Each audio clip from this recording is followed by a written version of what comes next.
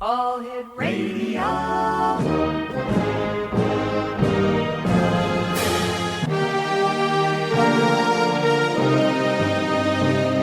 Welcome to the X Zone, a place where fact is fiction and fiction is reality.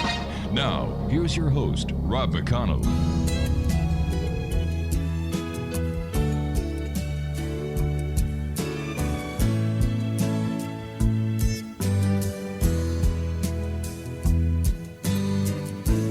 T'es mon amour, je suis ta maîtresse.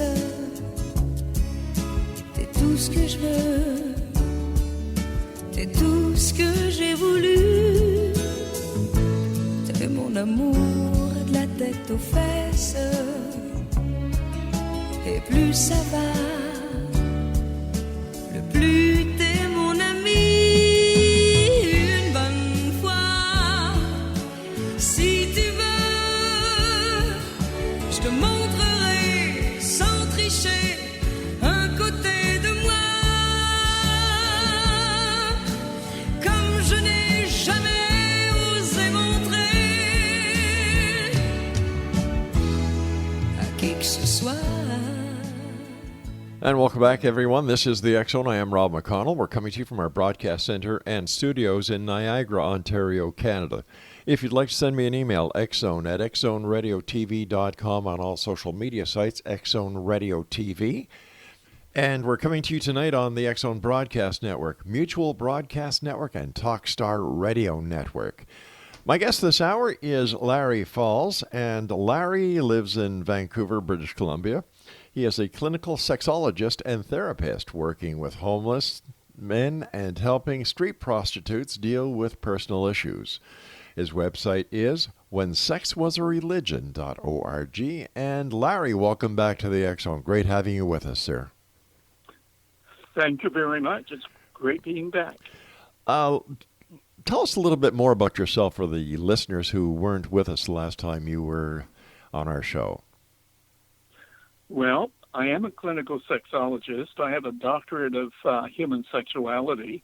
I spent over 30 years working in the mental health field, basically dealing with mental illness and addictions. Plus, I've had quite a number of years working in treatment centers and being a director of addictions and mental health. Working with street people, with homeless people, and helping prostitutes deal with personal issues. How does that fit in, and how does that work with being a sexologist or a sex therapist? Well, everybody is a sexual being. Right. And a lot of people, especially homeless people and street prostitutes, have concerns about their own sexuality. Most of them have been sexually abused one time or other. They've had relationships that went wrong, and they have low self-esteem when it comes to their own personal issues. You know what? It seems that we, the public, and the other members of society are opening up their hearts for the first time and better understanding what makes the problem what it is. And I think that people like yourself, Larry, have a lot to have done a lot in order to bring this problem to the forefront. So for that, my friend, my hat is off to you. Thank you. The greatest problem is that the subject itself, when you're looking at or speaking about human sexuality, it's still somewhat of a taboo subject. Why do you think that is, Larry? Well, it began long before the Victorian era, but more or less the Victorian era, stressed it more than anywhere else. And we're all suffering from guilt and frustration over the fact that we really don't have that much knowledge about human sexuality itself, so much as the stereotyping and the bad stuff. Do you think that there should be more attention paid to teaching society about sex instead of kind of keeping it taboo? Absolutely, because what happened is that because of the shame and guilt and the way we see human sexuality, and because of the bad stories we hear on the radio and television about prostitution and sexual abuse and things of that nature, and making women feel guilty if they have been sexually abused, the whole thing is basically hush-hush, and it's driven a wedge between knowledge and ignorance. And that's what we're dealing with more. Even today, we're dealing with a lot of ignorance rather than sexual knowledge. Is law enforcement working to better understand? And I used to be a cop, Larry. And when I used to see some members of the force, how they would treat prostitutes, instead of treating them like people, they were treated like dirt. And I never did, because that's not the way I was raised, and that's not the kind of police officer I wanted to be. But no, I did. Go on, sorry. sir. The problem here is that police officers are human beings like everybody else, Yep. and they do have a stereotype, ingrained in them, for the simple reason that we only see the bad things going on. And when it comes to the oppression of women, we're looking at the fact that if you talk about sexuality, or if a woman smiles at you, all of a sudden they're considered to be, they're bad girls. And it's that type of stereotyping that grows in the mind of most people, and saying, well, women are supposed to be quiet and nice and things of that nature. Fortunately, it's growing now, but still there's a form of oppression, and there's still a stereotype of women trying to keep them in their place and consider them property rather than unique individuals with their own sexual rights. Larry, you gave the example about, women smiling at men. And yet, I've seen men in public being pigs towards women, and that is accepted by society. For example, on a summer day, walk by any construction site if you're a young lady, and you're going to get cat calls, you're going to get cat whistles, and it's rather rude. And yet that's okay, because it's the guys who are doing it. Why do we have this two-sided society going on? It is very rude, and it continues on today for the simple reason that men think that they are superior to women. Women are looked at as objects, and it's ingrained from generation to generation. Chances are young boys have seen older men do it, and they think it's okay. They don't get their fingers slapped. They're not told that, hey, you're talking about other human beings. They see women as objects, and that's what the problem is. That's rather rude. I think that society needs a good wake-up call. But once again, thank you for the work that you're doing. And, I think that society needs a lesson. And it's also nice to see society opening up their eyes and their hearts to when it comes to the mental health issues that are out there today. Absolutely. It's great. It's greatly needed. We need more information. We need more knowledge and more education and greater understanding. It seems to be getting worse to a certain extent because of new people moving into the country, and they bring their own attitudes along with them, and that contributes to the negative aspect of human sexuality as well. Tell us about your book, Larry. My book is about human sexuality itself, and I see it as a form of the origin of religion, based on, well, I call it sex worship, but really it's phallicism or nature worship, where it's really important to realize that in the early days of humanity, long before Christianity, humanity depended on nature worship. Right. And reproduction was very important at that particular time. They had no knowledge of anything else. So this is where the entire sexual revolution started, because we needed to multiply in our species? Yeah, I wouldn't say sexual revolution so much as I would say a religious revolution. Okay. Because the earliest of gods were represented by various Larry, are you there? internet. Okay, So, there you yeah. are. Okay. How does the Bible fit into this?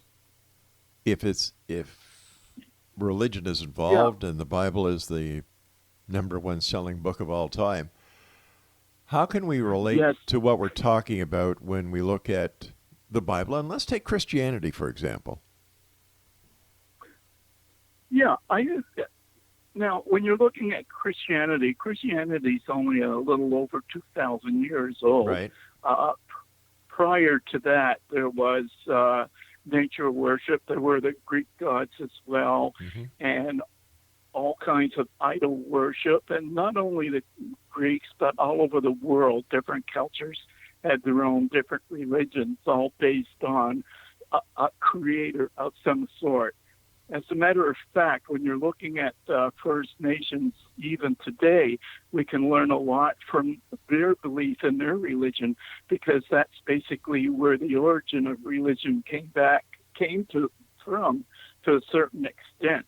But when you're looking at Christianity, you're looking at a need for a transition from phallic worship to a worship of a god, worship of a male god, I should say. All right, Larry, please stand by. We've got to hold that thought. I need to take a commercial break. And Exonation, Larry Falls is my special guest. Visit www.whensexwasareligion.org. And Larry and I will be back on the other side of this break. Don't go away. T'es tout ce que j'ai voulu. T'es mon amour de la tête aux fesses. Et plus ça va, le plus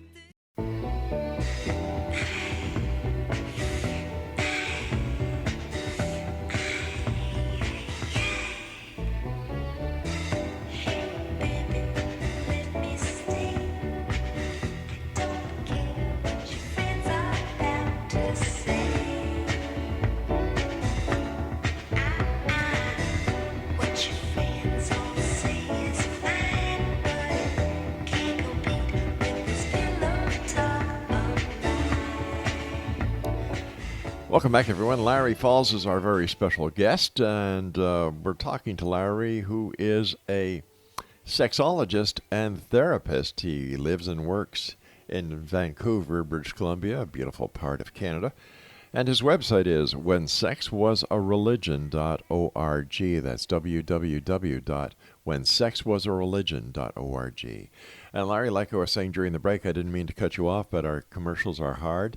So let's continue when it comes to, the Bible, Christianity, and sex.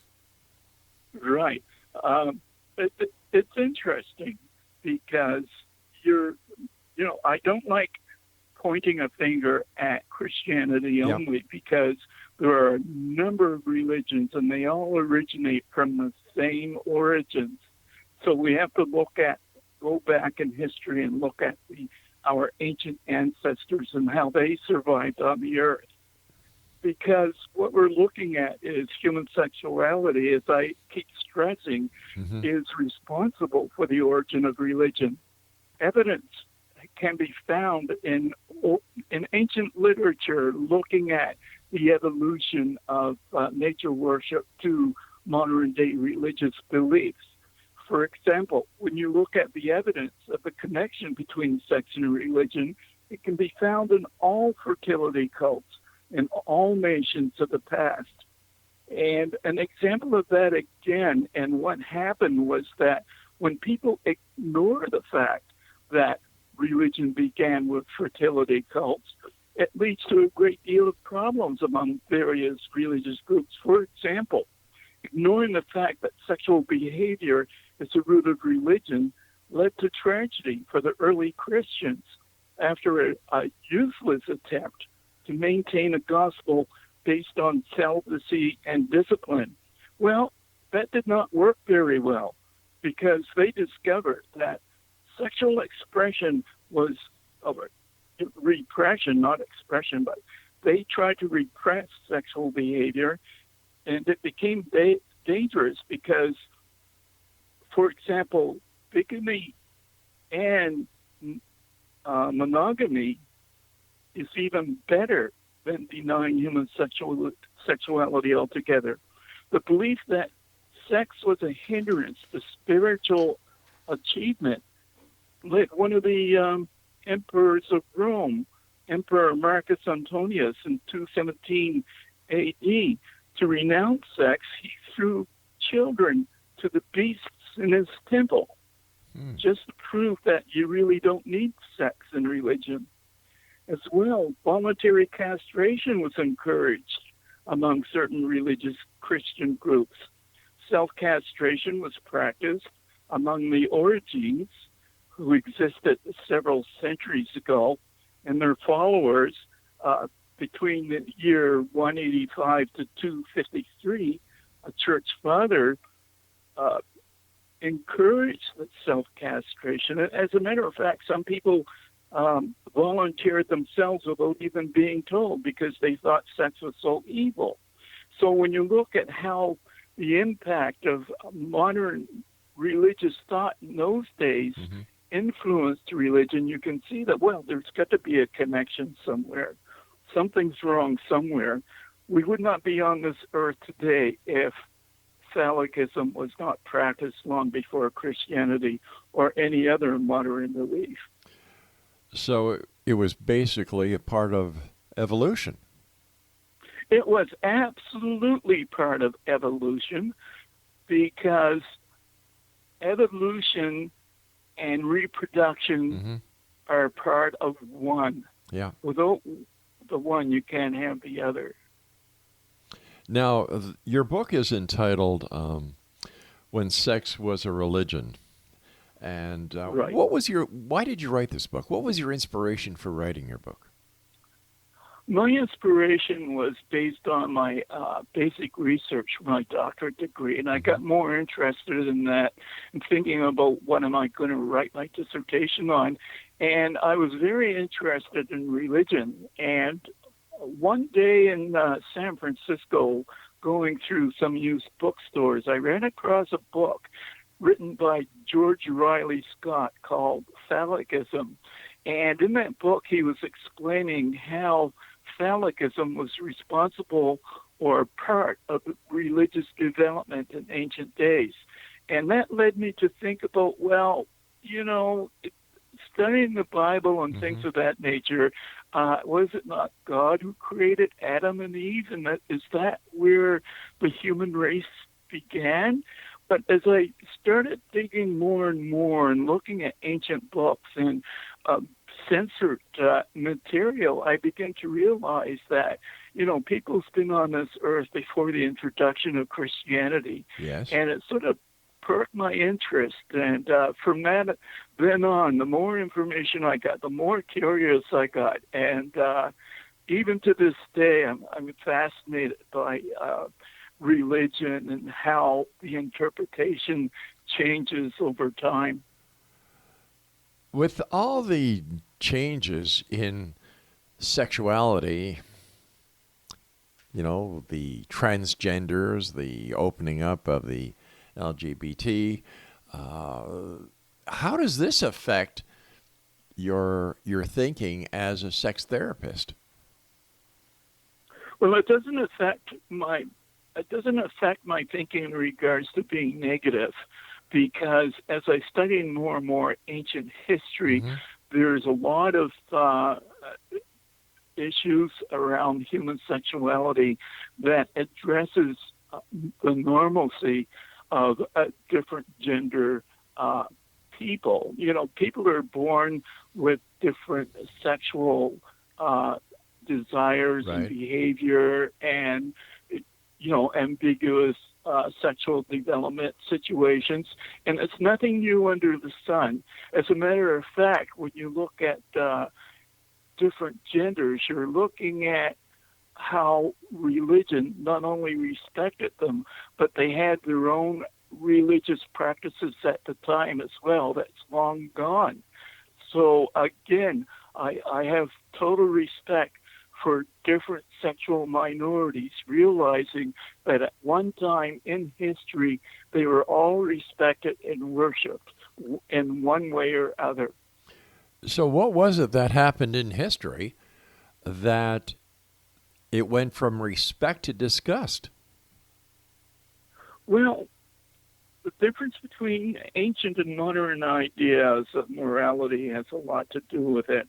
A major problem in dealing with attitudes toward at that particular time in history was the sex worship.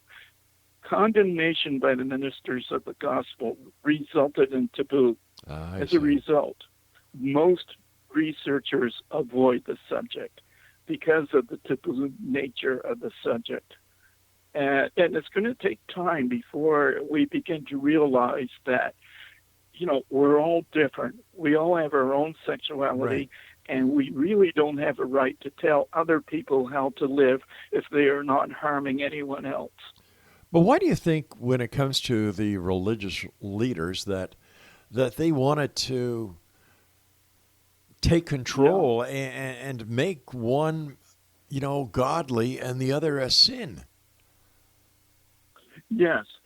Again, that depends on the attitude of the ministers, of the holy preachers and that, because not all of the priests and not all of the ministers have the same ideas. In fact, I think the door is beginning to open to realize that we're all God's creatures. But when we're looking at the transition from phallicism to modern-day religious beliefs, we're looking at a part of reality that's turned to mythology, and the myth that came with the creation of modern-day religion is more of myth now than what it was in the past. Now, what I mean by that is at one point, and I think we've all heard of the goddesses. At one point, women were the leaders of the world. Women were the goddesses. They had the ultimate power. Yep. People would worship the goddesses. And what happened was that with the increase of the male population, the increase of humanity over the continents, and that led to conflict in regards to overpopulation, the wanting of more power and control to oppress the women, take the authority away from the women, and let the men take charge. For example, women were the only ones who could reproduce. No man is able to reproduce. The ancient people worshipped women as the goddesses because they saw things on the earth that reproduced themselves. Trees reproduce themselves, wild animals produce themselves, and the primitive people would notice that for some weird reason, women could also reproduce themselves as well. And they didn't understand the biology behind it because science wasn't in those days, but they wanted more power. So with the increase of males and wars and conquest and that, they needed a leader who could influence them, and therefore it was important to have a male god take over from the god. All right, we're going to have a bit of a cliffhanger again, Larry. Please stand by. Exonation, Dr. Larry Fowles is our special guest. He's the author of a very interesting book, When Sex Was Religion. When Sex Was Religion. His website is whensexwasreligion.org, and we'll be back on the other side of this break. Don't go away.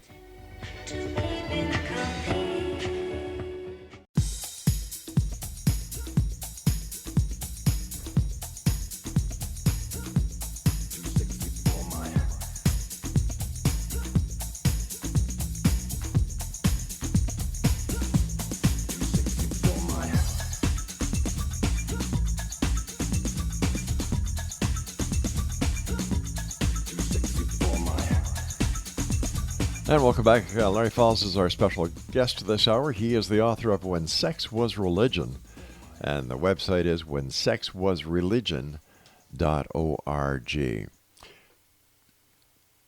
Talking about the Bible, talking about the different religious philosophies, is one of the problems when it comes to sexuality as we understand it, or how we look at it, how we perceive it.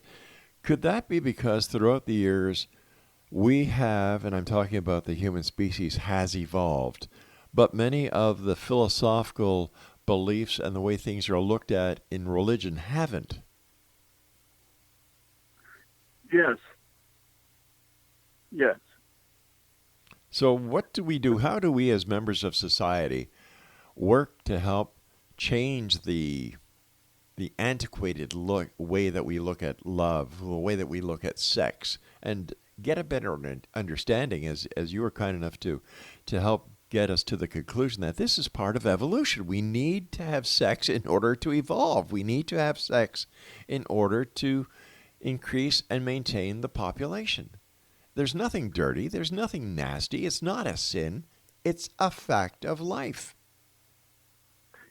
Absolutely. So let me ask you this, Larry. How come you and I can understand this after talking just, a half hour together? And so many people out there, the light hasn't come on yet. How come? Well, the light hasn't come on for the simple reason that a lot of people don't want to hear something that they've been told that isn't true. A lot of people don't want to do any research or really listen to other opinions or willing to learn new things. Well, one of the major barriers in understanding the connection between sexuality and religion is realizing that we are held hostage by our past social attitudes, and it seems to be continuing to this day. In order to understand the present, it is important to examine the past. I agree with you 200 million% on that. Yeah. We are tied by a sexual and religious legacy passed on from generation to generation, and that's hard to break. Although recorded history goes back almost 5,000 years, only selective information is available. An example is shown in the role of women who once were religious leaders. With the change in gender roles and male domination, it was made clear that women were considered as property with sexual and reproductive value only, whereas men were free to have many sexual partners. So basically what we saw What we saw in the earlier days was women were basically puppy mills. Yes. How wrong, and when I look back in history, Larry, I see that the strongest nations, the most prosperous nations, the nations where knowledge abounded were all led by women. Yes. So looking back in history and understanding this, would it not be advantageous to the egotistical males that are still in this world to say, you know what? They're equal. We've been treating women the wrong way for all these years. How can we make it up to them? How can we bring them to equality, not only in the workplace, but in every aspect of society? Yes. This is the problem, and I think it's going to take a few generations before we really begin to realize that we're all equal. Mm-hmm.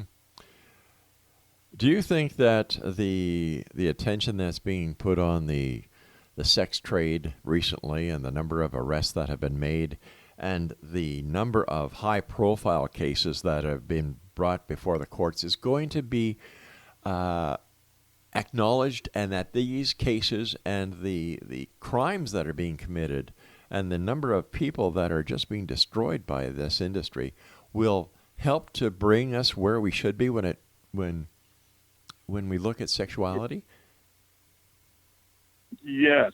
I think when you look at prostitution, for example, it was always, I don't know, people tend to look at it as an evil thing or a bad thing or whatever. But if we really consider prostitution and look at it through the ages, it was always been widespread. and all forms of sexual indulgences were accepted as a fact of life. When you look at the Jewish and Greek beliefs, they blended men and women together in stages of Christianity along with attitudes towards sexuality. It's always been accepted. The new religion also unfortunately had aversion to gay people and bisexuals, where in the past it's always been acceptable, as long as they're not hurting people. As a matter of fact, heterosexuals are more dangerous than any other sexual minority. Right. Unfortunately, when you look at religion, you're also looking at an expectation that everybody must be married, everybody must reproduce, and if you don't, there's something wrong with you. When you look at the Victorian era, for example, the number one important factor was having a family. Although in secret there are quite a number of love affairs and diaries of women that are still available in some used bookstores and things of that nature. But again, we have to look at, where are we headed to? Well, if it goes the way it's going right now, we're headed for disaster. We need to realize that, every living person is a sexual being, and they have their own rights, and we need to respect that, rather than trying to subvert it and say, well, I belong to this religion and I'm the only one who's right. I'm sorry, you're not right if you're judging another person who's not causing any harm. So basically what we're doing is we're just adding fuel to the burning fire of the problem that we're facing. We are. And it's getting worse for the simple reason that people they follow rather than think. And that's what the problem is. I think we need to promote the fact that people need to wake up and start learning, get an education, and understand where we're going and what we need to do to improve things. Otherwise, it's going to be much worse than what it is today. Why is it that when we talk about the sex trade, it's always the female that gets the negativity? If men didn't engage into the business that is offered by pimps as well as the sex trade industry, this problem would not exist. So how come with our society today, the men are the heroes and the women who are involved in the sex trade, well, they asked for it? Well, again, unfortunately, we're looking at a society where the patriarch rules. The man is superior. Unfortunately, that's the attitude with a lot of people. And the women are still somewhat property to be controlled and to be abused. There are certain organizations who still promote that, and again, that's a major problem. On the other hand, we must begin to realize that women are, to a certain extent, superior to men, and especially it's the women who give birth to people, not men. Yeah. And we need to respect that without women, the world would not exist. The human race would not exist. In your opinion, based on your expertise when it comes to sex and religion, why was the fact that Jesus and Mary Magdalene were a couple, why is that being suppressed? Why is that being foo-fooed upon? And how come the Virgin Mary isn't given her rightful place in society as well, or in the religious society as well? Okay, that's a very interesting question, because you're not only looking at what was written in the Bible in regards to the Virgin Mary and giving birth, the Virgin giving birth. In ancient times, the word virgin was not considered the same way as we look at today as virgin. Virginity in the ancient past meant that a woman who was incapable of conceiving, if you marry a woman and within a certain framework, if she did not conceive, she would be sent back to her father. Oh, boy. And again, this is the concept of what we need to look at and the meaning of virginity. Now, in regards to the Holy Spirit... Okay, hold on. I did it again. I was paying so much attention to what you're talking about. My producer just gave me that cue again, so please stand by. Love talking to you, Larry. Thanks for being with us. And Larry and I will be back on the other side of this break as we wrap up this hour here in the X Zone from our broadcast center and studios in Niagara, Ontario, Canada. We'll be back. Don't go away.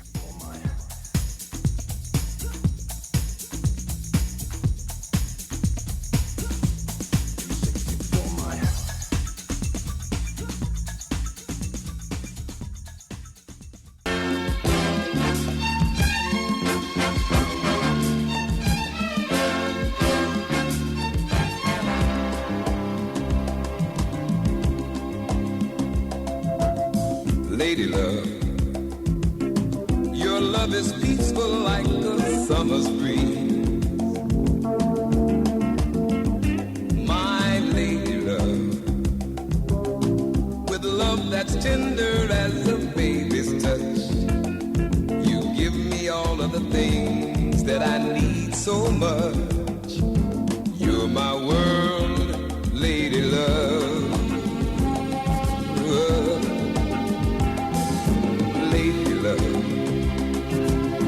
Your love is cooling like a winter snow. And welcome back, everyone. Larry Falls is our special guest, and Larry is the author of When Sex Was Religion. His website is www.whensexwasreligion.org. First of all, Larry, thank you so much for coming on the show today, and thank you for the great work you're doing to help those people who really need help in Vancouver. I'm sure that a lot of people appreciate the great work you do. It's great. Yeah. We were talking about religion, and I was asking you about, how basically or why basically with the Virgin Mary and Mary Magdalene were kind of dumbed down. And you were telling us that the interpretation for the word virgin isn't what we think it is. That's correct. Today you hear people talking about virgins, but that's not originally what the meaning was. Anybody who could not reproduce, any woman who could not reproduce when she was expected to, were considered to be virgins. And it's very interesting when we talk about religion and talking about the Virgin Mother. It's interesting because you're looking at some type of magical spirit impregnating a mortal woman. Mm-hmm. Now, why would some, mysterious force, or why would a Holy Spirit impregnate a mortal woman when they're so powerful they could reproduce themselves? That's one thing that I've always been curious about. Also, I think that we need to look at what myth, the role of myth in telling stories and that. Now, when I say mythology, I'm not talking about things that are totally untrue. Mm-hmm. Mythology in the beginning, or the creation of myth, is based on reality to a certain extent, because what they do is tell a story in a way that could be best represented in a symbolic way. So when you say the Holy Spirit, you're not talking about some old man with a beard, hanging up in the clouds looking down on people. What the mythology does is create an image, what people can clearly understand. Otherwise, they would not be able to abstract that well to understand what a spirit really is. So whenever you hear myth or stories, it tells a wonderful story which you can grasp Otherwise, a lot of people would not be able to understand what you're talking about if you're being technical or speak in such a way that it's difficult to comprehend. What I find... So I'm sorry, go ahead, Larry. You know, in that respect, mythology plays a very important role in understanding the past. Although there is myth, it is a story, but it does have a basis of reality that you need to analyze. Something that I have always found rather unusual is the similarities between Greek mythology and Christianity.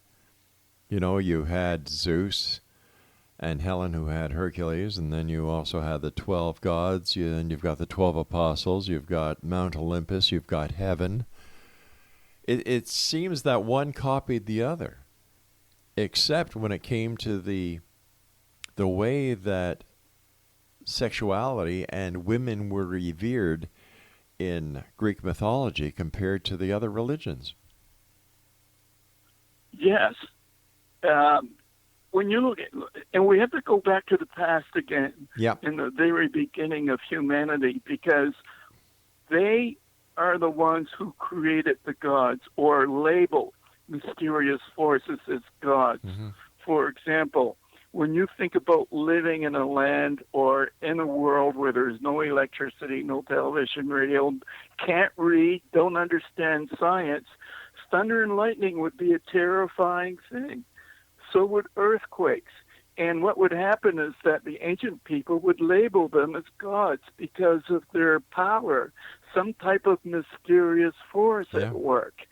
And that's where the term spirits and gods came from. In fact, the first gods were planets, where you get the, where you've heard of Mars. Sure, The 7 days of the week were based on the 7 planets. And they were all given names. And even in the Roman calendar, you can see the remnants of the gods of the universe based on the 7 great gods, the 7 planets. Mars, Venus, Jupiter, they were all gods of ancient past. You probably recognize. But that's where it originated from. Mysterious powers from the heavens, from the sky. So this is where all that stuff originated from. I often wonder what would have happened if the Bible had not been written until today. How different it would be with the knowledge we have of all the sciences as well as mathematics, chemistry, and so on. Would there be as many mysteries in the Bible if it had been written today? I don't think there would be as many mysteries, but at the same time, there would be something else that would be just as complex. And, for example, when you look at, and I'm talking about politics and religion here, because religion is a form of politics. You're right, and trying to control the people. And what you would get are some new ideas, some new abstract ideas to influence the way people think. And, when you look at intellectuals, they may think differently from the average everyday person, and they have excellent perceptions in describing things that people don't really understand. And I think that it would be mythology would be just as strong and at that particular time as it is today with this religious belief system. It's always something else that take its place. And as you said in the beginning, it's an evolution. Yeah. After all the work you've done and all the work that you continue to do, do you better understand religion and sex now? I have a stronger belief in sex and religion in regards to looking at where we came from. Without our ancestors and the importance of reproduction to replenish the earth.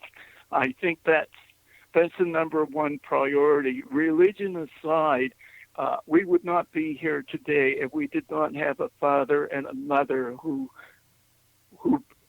became united and produced us.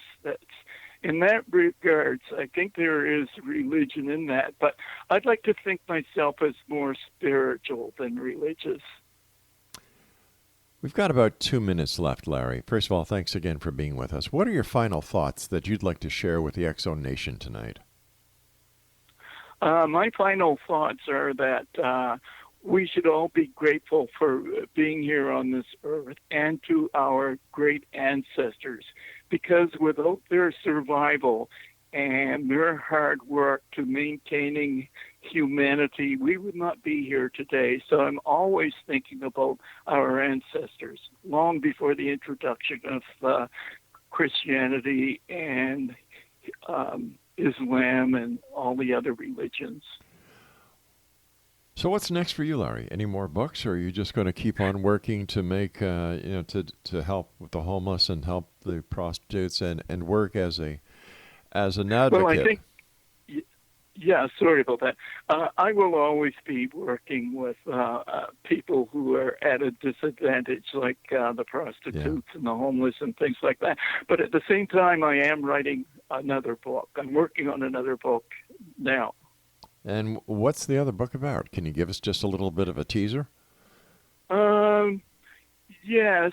I'm not going to give it away, but it is based on the most banned book in history, and it is a follow-up to When Sex Was Religion. Well, we'll have to have you back on when that book is complete. I love talking to you.